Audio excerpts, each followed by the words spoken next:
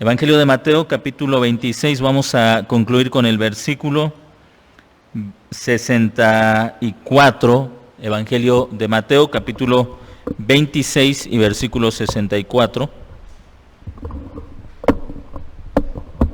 Y vamos a concluir con la segunda parte del versículo. Si usted tiene su Biblia abierta, el domingo pasado hablábamos acerca de la respuesta de Jesús, el tema el Mesías exaltado, y hablábamos de la respuesta que Jesús le da a el sumo sacerdote, a Caifás, quien lo interroga bajo juramento para que él diga si es el Cristo o no lo es. Y Jesús responde: tú lo has dicho. Hemos explicado esta parte. Jesús le explica a Caifás que él es el Cristo, que él es el Hijo del Dios viviente, pero no lo es bajo los términos ni bajo el entendimiento que ellos tienen de el Mesías. Y la segunda parte es una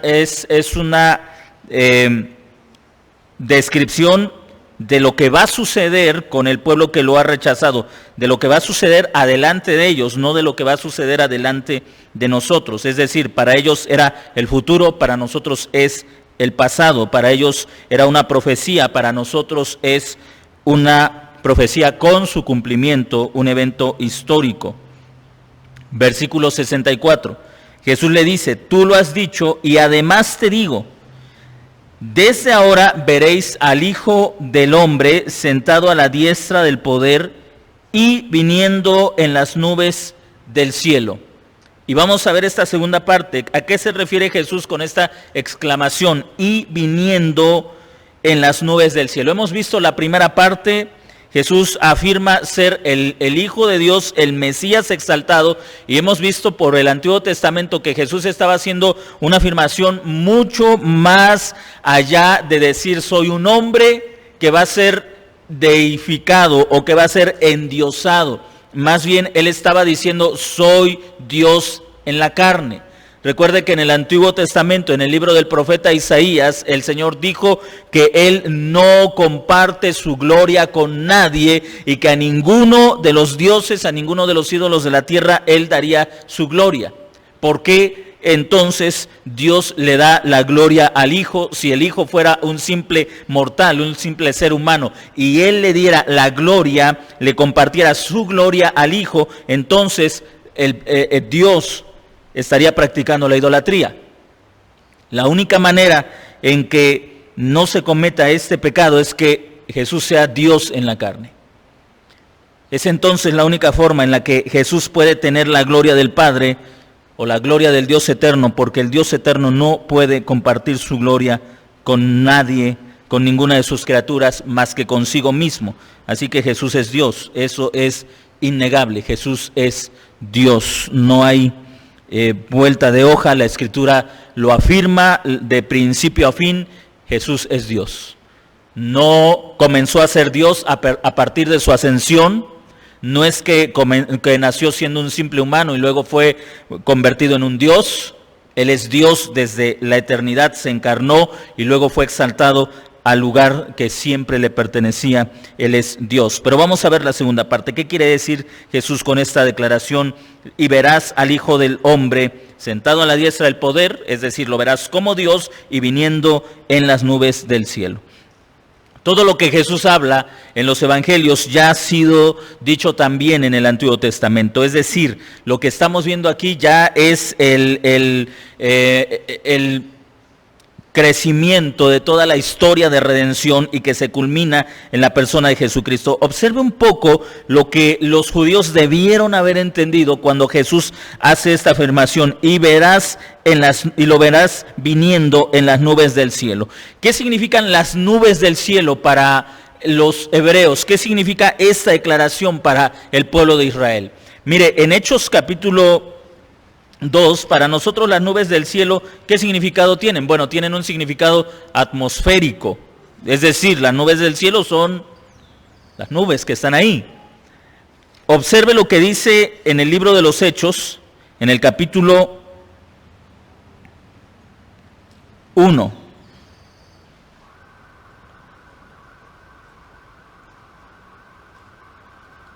Hechos capítulo 1, versículo 9. Hechos 1:9. Si usted está ahí, puede seguir la lectura. Y dicho esto, fue alzado, viéndolo ellos, y una nube lo ocultó de sus ojos. Ahora, si usted no entiende el lenguaje del Antiguo Testamento, usted podría decir, bueno, el cielo estaba nublado, Jesús ascendió, y una de esas nubes, porque el cielo estaba nublado, lo ocultó de la vista de ellos. Pero no es ese el sentido. No, en el lenguaje hebreo, el uso del término nubes iba más allá del significado que nosotros le damos. Las nubes para nosotros son ese cúmulo de gas que está en nuestra atmósfera y que puede anunciarnos o una lluvia o que va a ser frío, pero no pasa de ese sentido atmosférico. En el lenguaje hebreo había también un sentido teológico. Observe, Éxodo 14, 19 al 25. El pensamiento hebreo, Éxodo capítulo 14, cuando estudiamos el libro de Apocalipsis, aprendimos que el pensamiento hebreo va mucho más allá de nuestro literalismo. El lenguaje hebreo juega con símbolos, con imágenes.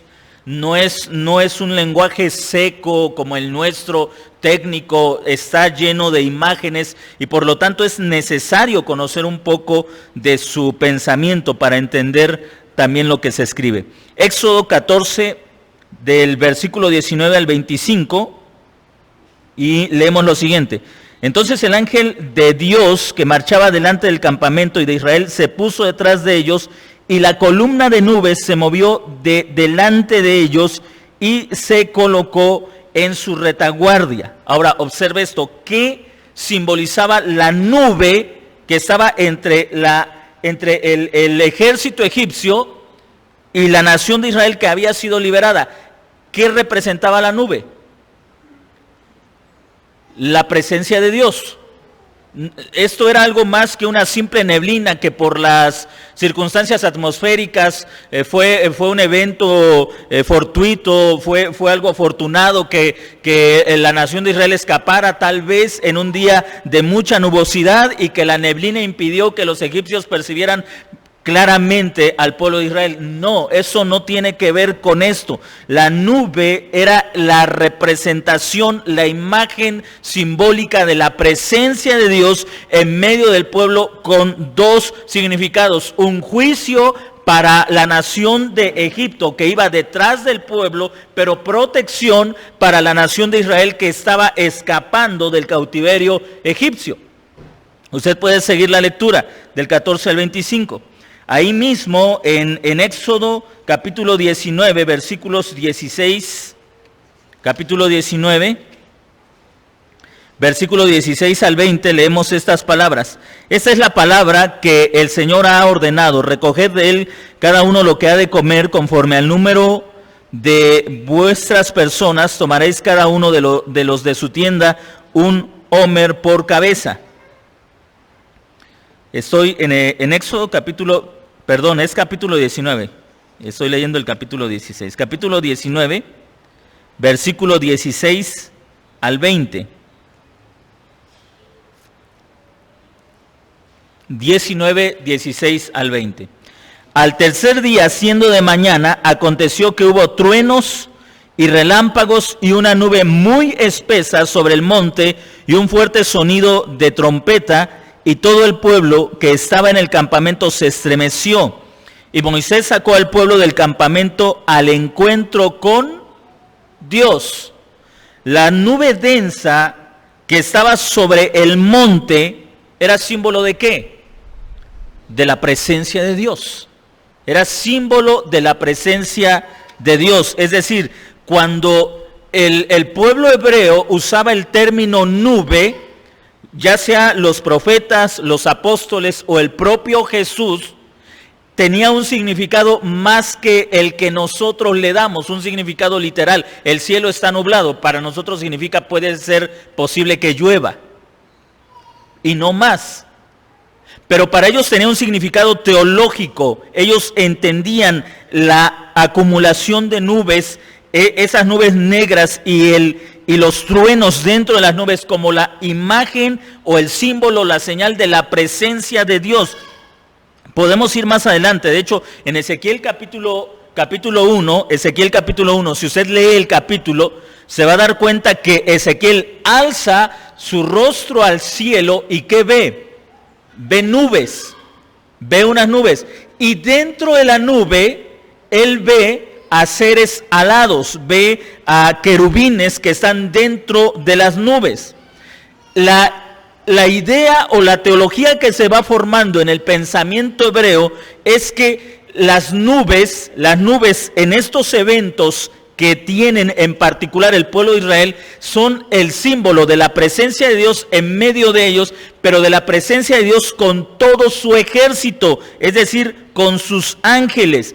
Esta es la misma imagen o la misma idea que tiene Jesús cuando nos habla acerca de su parusía.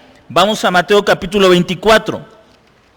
Es decir, cuando Jesús está hablando con Caifás, con el sumo sacerdote,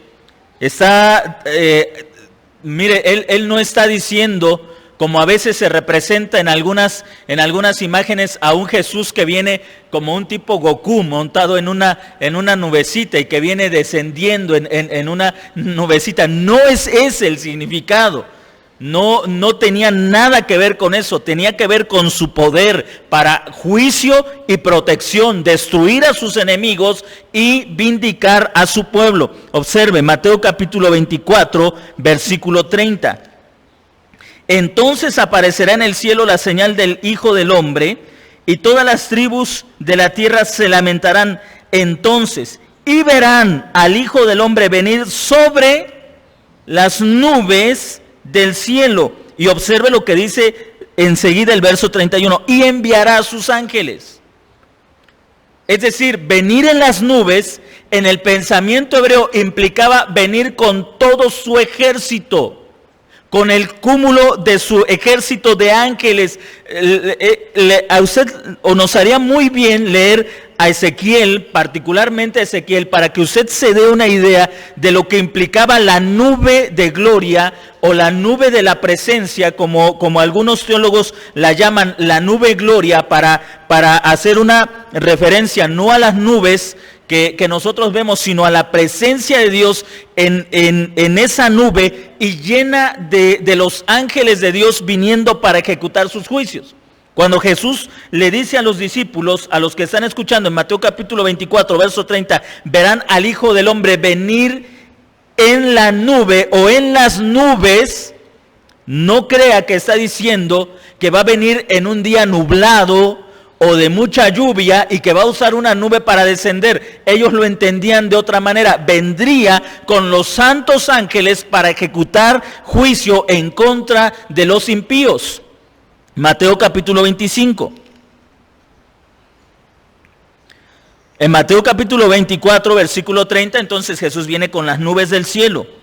En Mateo 25, 31, no viene con las nubes del cielo. El lenguaje es más claro. Y cuando el Hijo del Hombre venga en su gloria, observe, y todos los ángeles con él. Es otra forma de decir cuando venga en las nubes. ¿Qué significaba la venida de Jesús en las nubes? Venir con sus ángeles. Eso significaba la venida de Jesús en las nubes. No hay ninguna idea en el pensamiento hebreo de que esto se refiera, como algunos dicen, particularmente en la teología dispensacional, que Jesús va a venir en las nubes y que se va a llevar a su pueblo y que cada uno de nosotros se va a ir sobre una nube. No había ese pensamiento entre los hebreos. La nube gloria o la nube de la presencia era la forma simbólica en la que ellos entendían: Dios está en medio de nosotros y todo su ejército con nosotros para protegernos. La columna de nube que iba entre los egipcios y la nación de Israel no era otra cosa sino la presencia de Dios y una incontable cantidad de ángeles al mando de Dios protegiendo a su pueblo. ¿Se da usted cuenta de eso? ¿Entiende usted lo que estaba significando para los enemigos de Dios y para el pueblo de Dios el hecho de que Jesús dijera, vengo en las nubes? ¿Vengo en las nubes? Ahora, cuando Jesús va a ser arrestado, Pedro saca la espada para intentar defenderlo y Jesús le replica, guarda tu espada, Pedro, ¿no sabes que puedo orar a mi Padre y Él enviaría 12 legiones de ángeles? Es decir, el momento de la venganza aún no ha llegado. Vendrá el momento en que yo vendré con las nubes del cielo. En otras palabras, vendré con esas 12 legiones de ángeles, con un número incontable de ángeles para traer juicio sobre mis enemigos. Pero no era el momento. Aún no era el tiempo de ejecutar ese juicio. La nube entonces es una expresión teológica típica, tipológica de la presencia de Dios en juicio. Éxodo 34:5, observe lo que dice. Éxodo 34:5. Y el Señor descendió en la nube y estuvo allí con él, proclamando el nombre del Señor. La venida de Dios sobre las nubes del cielo es una forma simbólica de hablar de su presencia, juicio y salvación. A lo largo del Antiguo Testamento, Dios venía sobre las nubes para salvar a su pueblo y juzgar a sus enemigos. Esta es la cita de un comentarista y la voy a repetir de nuevo.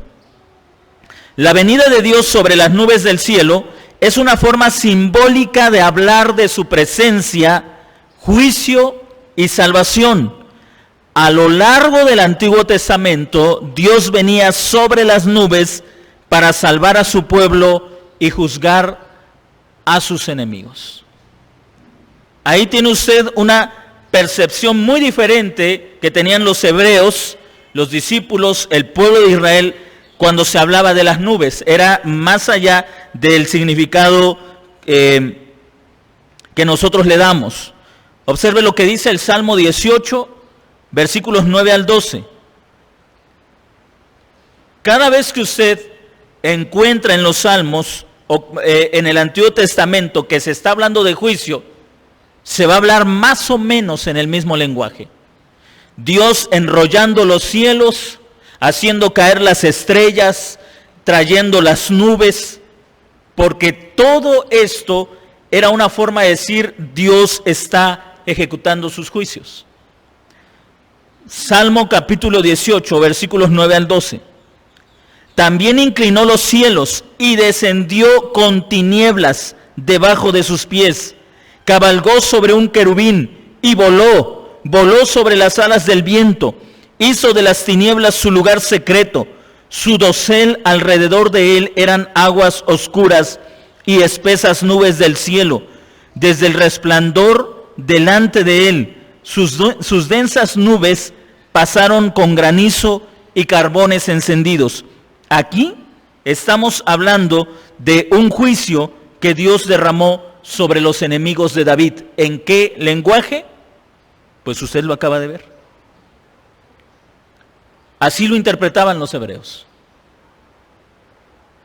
Así interpretaban ellos todo lo que para nosotros son acontecimientos naturales y que no tienen nada que ver con Dios. Ellos lo interpretaban de esta forma. Si Dios es el que gobierna toda la creación, Él puede usar las nubes porque Él las creó. Él puede usar la lluvia, el granizo, porque Él lo creó para ejecutar sus juicios. Él puede usar los vientos, Él puede usar las tempestades, los mares. Él puede usar la violencia de los terremotos para castigar a los impíos. Él puede usar a los virus, a las bacterias para castigar al hombre sin Dios. Él puede usar todo lo que Él desee porque todo lo creó para Él, para su propia gloria. Así que aquí tenemos una comprensión de lo que implica la soberanía de Dios, de lo que implica su poder, su gloria, su majestad. Observe lo que dice el Salmo 19:1 cuando el profeta habla contra Egipto. Salmo 19:1. Carga contra Egipto. He aquí el Señor cabalga sobre una nube veloz y entra en Egipto. Los ídolos de Egipto se tambalean ante su presencia y el corazón de Egipto se derretirá en medio de él. Ahora, sabemos nosotros, por el capítulo 20 de Isaías, que el instrumento que Dios utilizó para destruir a los egipcios, ¿quiénes fueron? Los asirios. Sin embargo, el profeta dice, el Señor cabalga sobre una nube veloz, Egipto se tambaleará ante su presencia. Dios vino a Egipto en juicio a través del ejército asirio. ¿Qué es lo que nos está enseñando? ¿Cuál es la perspectiva de los profetas? Que cuando una nación se levantaba contra otra nación, lo que ellos estaban viendo era a Dios viniendo en las nubes para castigar a los impíos. Ahora, ¿está dándose usted cuenta que la perspectiva del pueblo de Dios ha sido diferente a lo largo de la historia? Ellos no veían solamente problemas políticos o no veían las guerras como resultados de problemas políticos, de una mala relación entre una nación y otra. Ellos siempre lo entendían a la luz de los juicios que Dios estaba ejecutando contra los impíos y muchas veces contra su propio pueblo. Nahum capítulo 1, versículo 3. Estoy haciendo un recuento de varias escrituras para que usted observe cómo ellos manejan el lenguaje. Nahum capítulo 1, versículo 3. El Señor es lento para la ira y grande en poder, y no absolverá al impío. El Señor hace su camino en el torbellino y en la tempestad, y las nubes son el polvo de sus pies. Avance al versículo 5 y versículo 6 de Nahum. Bueno, si ya lo logró encontrar, porque se complica a veces por lo pequeño del libro. Ante él tiemblan los montes, se derriten los collados, y la tierra se agita ante su presencia. Sí, el mundo y todos los que en él habitan. ¿Quién podrá enfrentar a su indignación? ¿Y quién podrá soportar el ardor de su ira? Su furor se derrama como fuego, y las rocas son derretidas por él. Nosotros sabemos que Nínive fue destruida en el 612.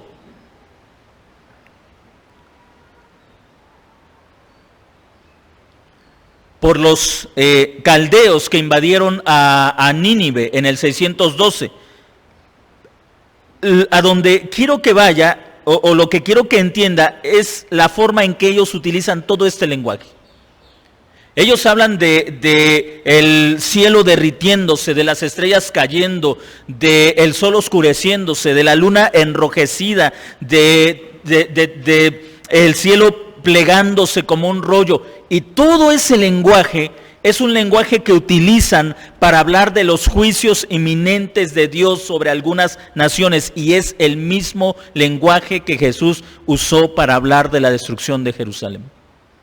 Solamente que nosotros, cuando leemos estos textos, pensamos no como hebreos, sino como occidentales. Y entonces nos enfrascamos en un pleito. Algunos hablan de del fin del mundo en los términos simbólicos del lenguaje hebreo, sin entender lo que están diciendo. Creo que la mayoría de nosotros hemos escuchado a predicadores decir que el mundo se va a acabar y vamos a ver a las estrellas cayendo y que van a caer sobre la tierra. Y de repente, no es para menos que de repente los hombres de ciencia digan, eso es absurdo, una estrella de esas estrellas no puede caer sobre la tierra. Y entonces los que no han entendido el lenguaje hebreo dicen, sí puede caer porque Dios lo puede hacer posible. Pero no entienden que siempre a lo largo de la Escritura se utilizaba ese lenguaje apocalíptico, no para decir que el mundo se iba a acabar, sino para hablar de un juicio inminente sobre alguna nación enemiga de Dios. Y eso es lo que está diciendo Jesús en el capítulo 26, versículo 64, viniendo en las nubes del cielo. Jesús no está hablando de una forma literal. Él no está diciendo van a verme a mí montado en una nube, sino me van a ver a mí destruyendo a esta nación, y sabrán, porque ellos sabían por toda la historia que cuando Dios se levantaba a destruir, usaba a otras naciones para hacerlo. Para destruir a los egipcios, usó a los asirios; para destruir a los ninivitas, usó a los caldeos; para destruir a la nación de Israel en la invasión de Nabucodonosor, usó al ejército de Nabucodonosor, a los caldeos, a los babilonios. Es decir, ese lenguaje era una forma de decir Dios viene con juicio. Pero en esta ocasión observe cómo Jesús une a la presencia de Dios en él y a los juicios de Dios en su persona. Verás al Hijo del Hombre sentado a la diestra del poder y viniendo en las nubes. En otras palabras, yo soy Dios y los voy a castigar a ustedes. Está Jesús uniendo a la persona de Dios en su propia persona y a los actos de Dios en su propia persona. Jesús es el Yahvé del antiguo pacto. Jesús es el Jehová del Antiguo Testamento. El Jesús del Nuevo Testamento es el Yahvé del Antiguo Testamento. Es la misma persona. Ahora, no estamos negando la Trinidad. Lo que intento decirles es que este Jesús fue la expresión visible del Dios invisible, la manifestación en la carne del Dios eterno. ¿Y por qué es tan importante para nosotros? Cuando usted llega al último capítulo de Mateo y usted lee las palabras del versículo 19, Mateo capítulo 28, versículo 19, vayan pues y discipulen a todas las naciones, bautizándolos en el nombre del Padre, del Hijo y del Espíritu Santo, enseñándoles a guardar todas las cosas que les he mandado. Este mandato del Señor Jesucristo, esta orden del Señor Jesucristo, está basada en lo que Él dice en el verso 18, toda potestad me ha sido dada en el cielo y en la tierra. Aquí tenemos una perspectiva cabal, completa de quién es Jesús. Por un lado, Él es el defensor de su pueblo, pero por otro lado, es el destructor de sus enemigos. ¿Nota usted ese doble aspecto? Jesús es el defensor de su pueblo, el que se levanta para proteger a los suyos, el que mueve a una cantidad impresionante de ángeles para defender a su pueblo, pero también es el mismo que mueve esa cantidad impresionante de ángeles para destruir a sus enemigos. El Evangelio no solamente es hablar o no solamente es predicar el amor y la gracia de Dios, que es esencial en la predicación del Evangelio, es entender el carácter de Jesucristo. Jesús es Dios y Jesús es Señor. Ahora, yo quiero que usted piense en esto, porque lo que nos está enseñando Mateo es que toda la gente debe saber quién es Jesucristo. Jesucristo es Dios en la carne, sentado a la diestra del Padre, y a quien se le ha entregado el juicio de todas las naciones.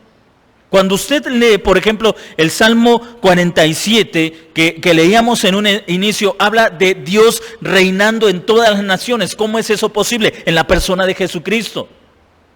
Cuando usted va a primera carta a los Corintios, al capítulo 15, usted encuentra a Jesús reinando sobre todos. ¿Cómo es eso posible? Porque Él fue sentado a la diestra del Padre y todo el gobierno se le ha puesto en sus manos. Y quiero que entienda usted esto. Porque cuando nosotros hablamos acerca de Jesús, generalmente lo despojamos de todo su poder, de toda su fuerza, de toda su capacidad, y vemos a un Jesús que solamente es capaz de salvar o de hacer bien a unas cuantas personas. No, Él es el Rey de toda la tierra y Él es el defensor de todos nosotros, de su pueblo. Ahora, ¿qué significa esto? Hace rato le decía, los hebreos veían a Dios actuando sobre toda la creación, haciendo que cayeran relámpagos, fuego, granizo, terremotos, todo esto bajo el poder de Dios, ejecutando sus juicios. Decían, ahí está la presencia de Dios o la autoridad de Dios trayendo juicio sobre todos los enemigos, levantando naciones, haciendo que pueblos desaparecieran, trayendo reinos a la gloria y desvaneciéndolos todo como la expresión de su gobierno. ¿Cree usted que Él no lo sigue haciendo en este tiempo? ¿Piensa usted que Dios, ahora en la persona de Cristo, que ha quitado el pecado y que ha atraído a su pueblo a su presencia, no sigue haciendo lo mismo que hacía de forma tal vez limitada en el antiguo pacto? Porque el pueblo de Dios aún no podía entrar a la presencia de Dios porque el pecado no había sido quitado de la tierra. Quiero que usted piense en estas realidades.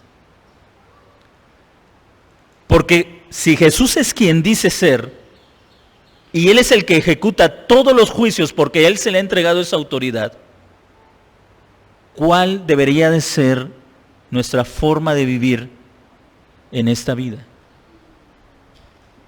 1.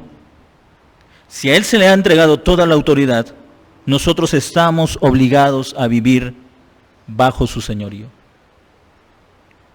Porque no hay nadie en el cielo ni en la tierra a quien se le haya dado la autoridad que Él tiene. Nadie. A veces nosotros, hermanos, pensamos en nuestros malos gobernadores, en nuestros malos gobiernos, en las injusticias, y pensamos en que ellos, teniendo los recursos, no son capaces de aplicar la justicia. A Dios, a Jesucristo se le ha entregado todo el reino y todos los recursos de Dios. ¿Cree usted que Dios solamente depende de un ejército para hacer justicia? La Escritura dice que Él usa incluso la lluvia como un ejército para traer sus propósitos o para cumplir sus planes. 2.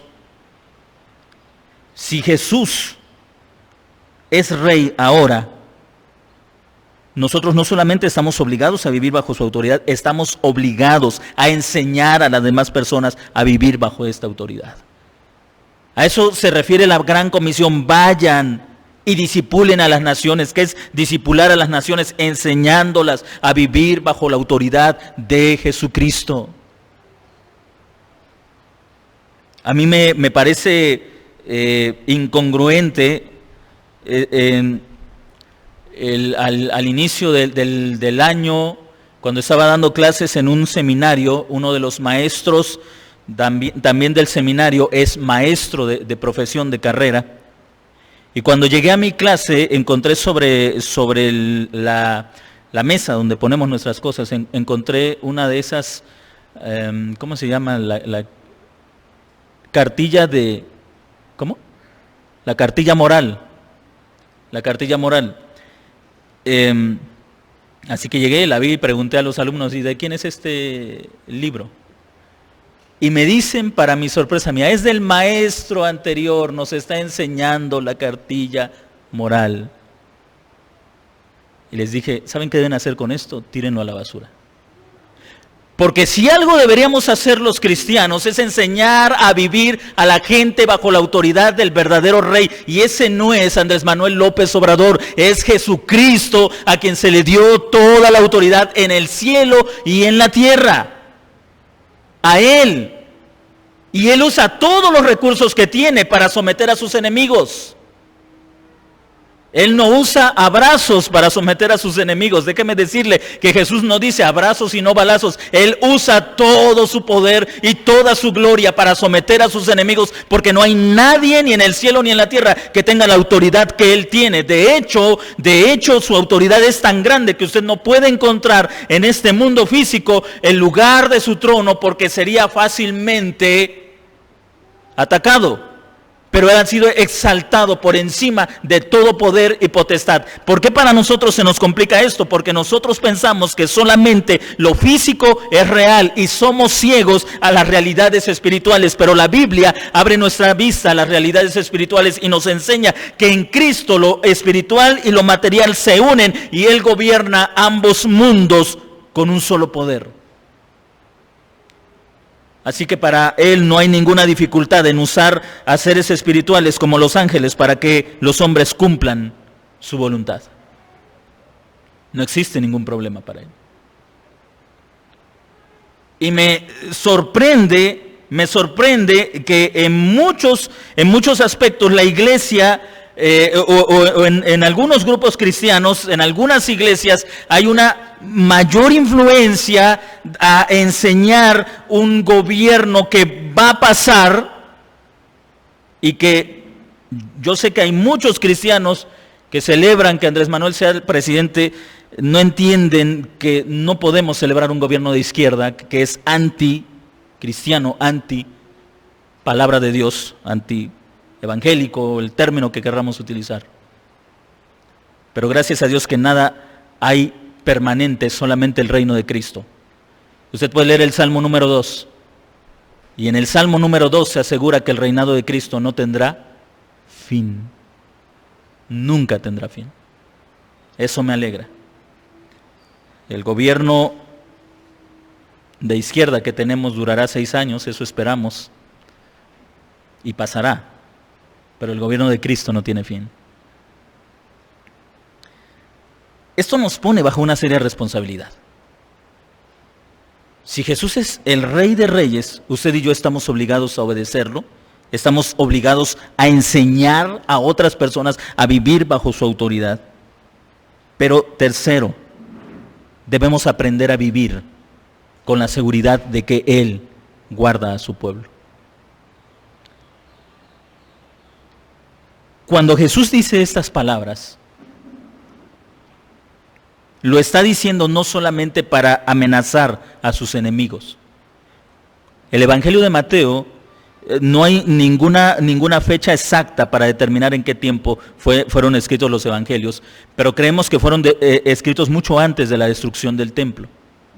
El Evangelio de Mateo fue escrito para darle certeza a una iglesia que estaba siendo perseguida, que Cristo iba a vindicarlos y que iba a destruir a sus enemigos y salvaguardar a su pueblo. Eso nos debe dar confianza. Eso le debe dar seguridad a su corazón.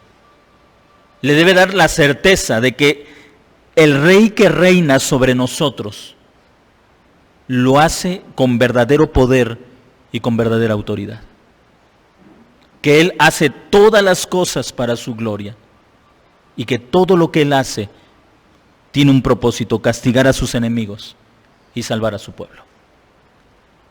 Ahora, ¿no le parece que usted y yo, a la luz de todo esto, podemos comenzar a entender por qué en medio de una situación tan crítica a nivel mundial, la mayoría de los cristianos han permanecido en paz? Y aquí no me estoy refiriendo solamente a la iglesia local. He estado leyendo y escuchando acerca de diferentes pastores en diferentes partes del mundo que, diciéndolo de esta manera, resistieron a la presión del gobierno.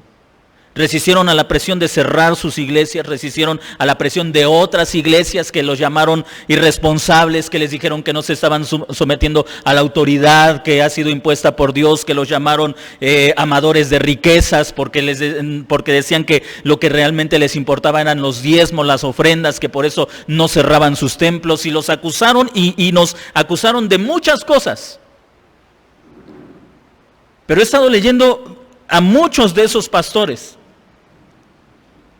y uno y otro confirma una sola cosa: Dios ha guardado a su pueblo.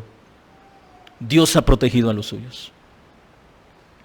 Desde las regiones más difíciles como en China, donde muchos misioneros siguieron trabajando y siguieron diciendo, a pesar de la imposición del gobierno, particularmente un misionero decía: seguimos rescatando a mujeres que son víctimas de trata de blancas, que están en la esclavitud sexual, las estamos rescatando, estamos salvando a niñas de este tipo de esclavitud, de maldad, de violencia.